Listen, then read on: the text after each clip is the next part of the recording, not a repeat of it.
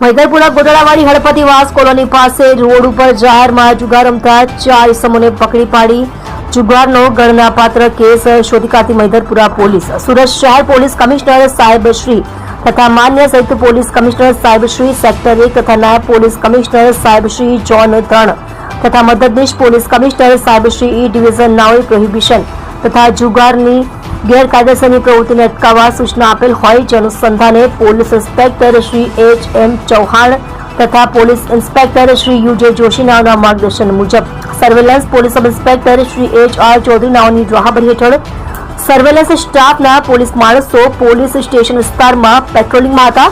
તે દરમિયાન head constable Jigarkumar Laxmanbhai નાઓને તેમના અંગત અને વિશ્વાસુ બાતમીદાર મારફતે બાતમી હકીકત મળેલ કે મૈદરપુરા ગોટાળાવાડી હળપતિવાસ કોલોની પાસે રોડ ઉપર જાહેરમાં કેટલાક કિસ્સાઓ જુગાર રમે છે.